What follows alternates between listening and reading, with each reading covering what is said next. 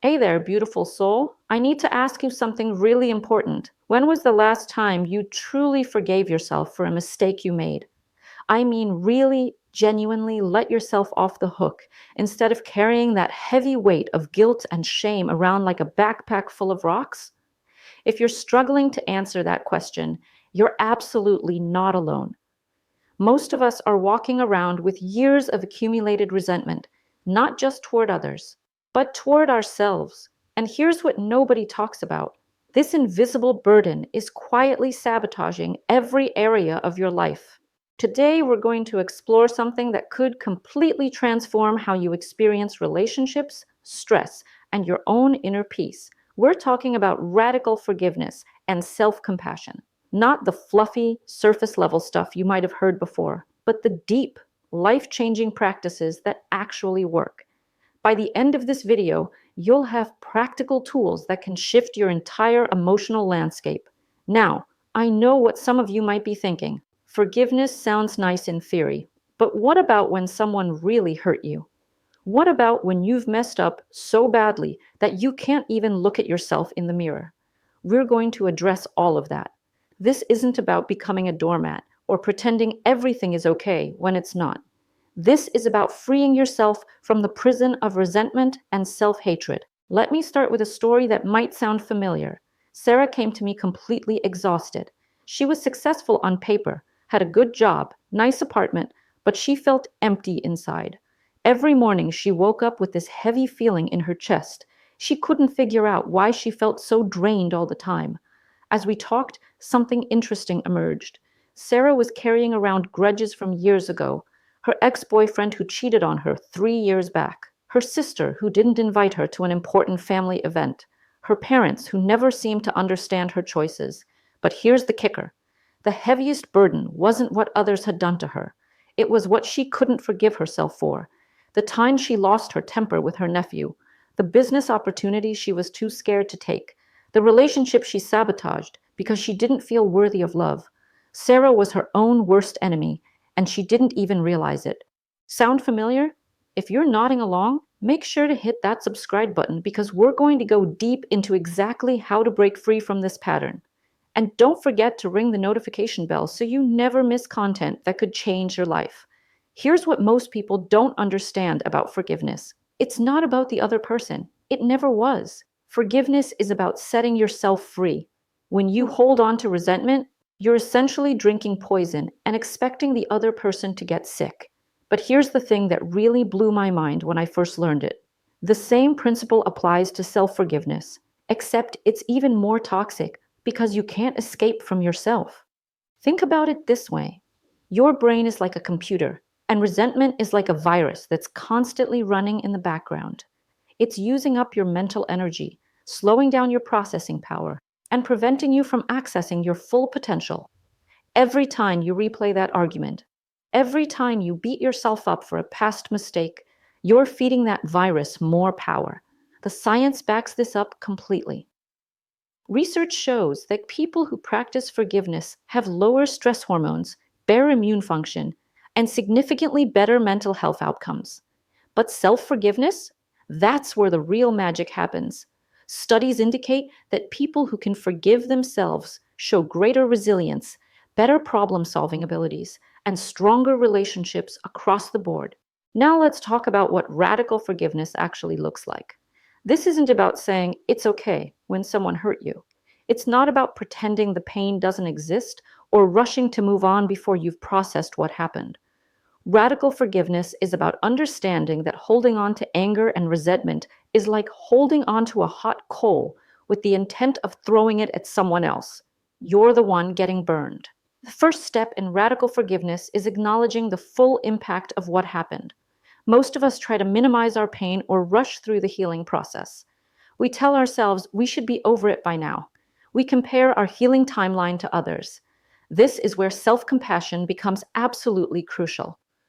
Self-compassion has three main components, and understanding these will revolutionize how you treat yourself. The first is self-kindness.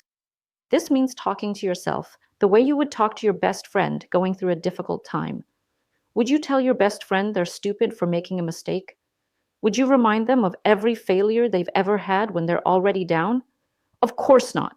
So, why do we think it's acceptable to treat ourselves that way? The second component is common humanity. This is recognizing that struggle, pain, and making mistakes is part of the human experience. You're not uniquely flawed. You're not the only person who has ever messed up. When you realize that your struggles connect you to every other human being rather than separate you from them, something beautiful happens. The shame starts to dissolve.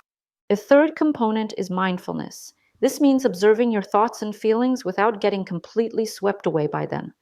Instead of, I am such a failure, it becomes, I'm having the thought that I'm a failure. This small shift creates space between you and your thoughts, which is where healing begins. Let me share something that completely changed my perspective on forgiveness. I used to think forgiveness was this grand gesture, like flipping a switch and suddenly feeling peace about everything that had hurt me. But real forgiveness is more like tending a garden. You don't plant seeds and expect flowers the next day. You water them consistently. You pull the weeds. You're patient with the process. Here's a practical exercise that can start shifting things immediately. Think of someone you're holding resentment toward. Don't pick the most traumatic situation right away. Start with something smaller, like a friend who canceled plans last minute, or a colleague who took credit for your idea. Now, instead of focusing on what they did wrong, I want you to focus on how carrying this resentment is affecting your life. How much mental energy does this take up? How often do you think about it? How does your body feel when you replay the situation? Notice that the person who hurt you might be living their life completely unaffected while you're the one suffering. This isn't about making excuses for their behavior. This is about recognizing that your resentment is only hurting you. Now, here's where it gets interesting. That same exercise applies to self-forgiveness, but it's often much harder. We can sometimes forgive others more easily than we forgive ourselves. Why is that? Because we know our own intentions. We know every thought we had, every choice we made. We see our mistakes in high definition, while we only see snapshots of other people's lives. If you're finding value in this and you want to go deeper into transforming your relationship with yourself, make sure you're subscribed, because I share practical tools like this every week. Also, if you know someone who really needs to hear this message about forgiveness and self-compassion, please share this video with them. Sometimes we need permission to be kind to ourselves, and your sharing might be exactly what someone needs today. Let's talk about what blocks us from forgiving ourselves.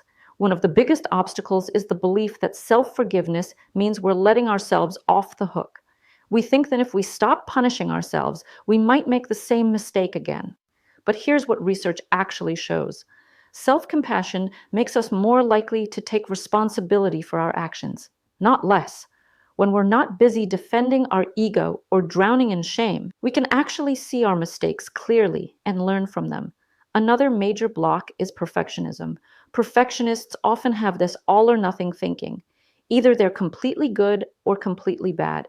Either they succeed perfectly or they're a total failure.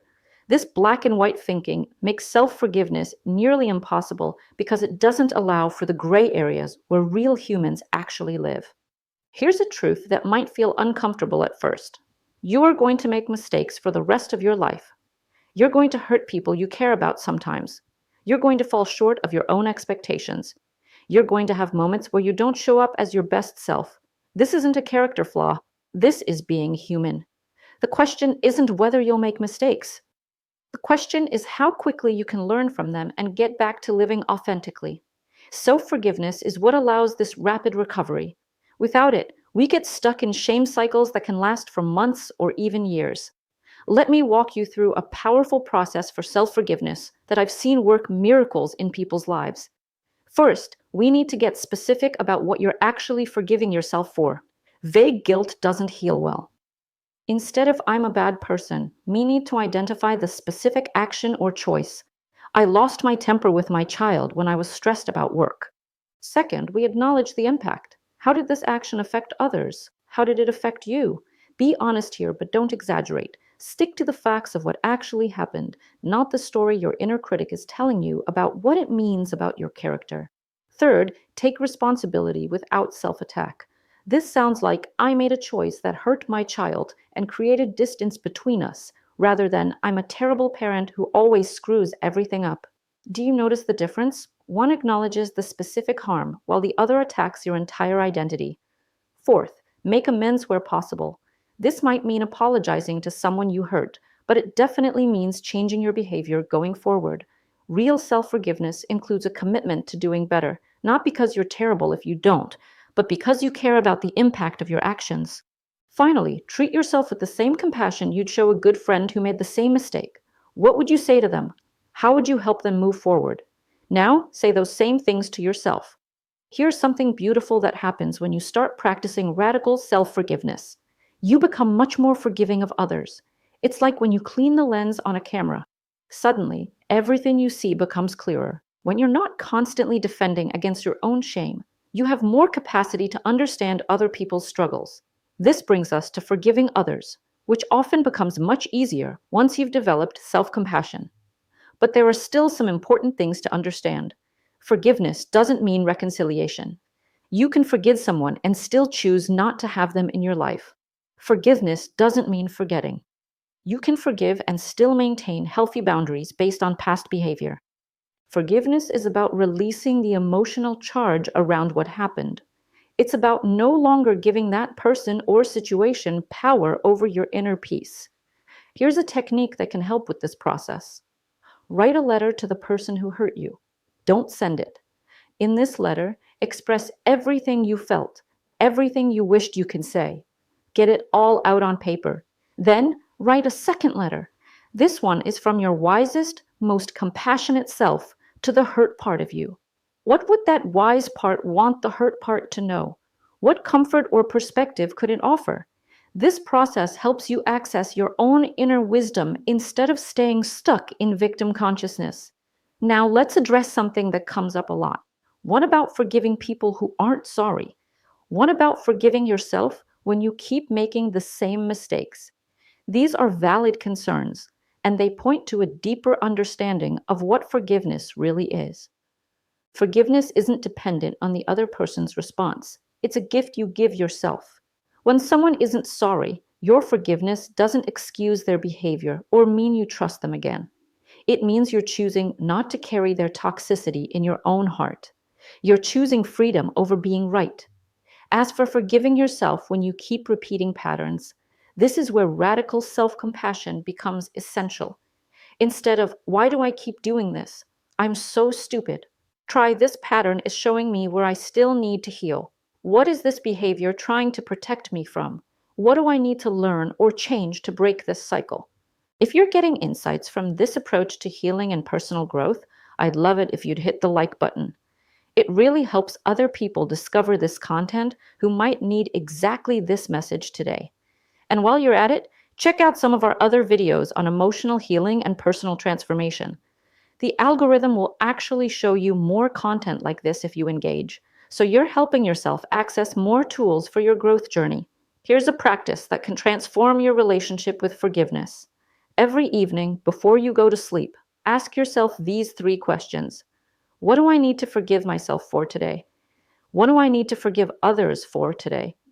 What am I grateful for in my growth journey today? Don't overthink it.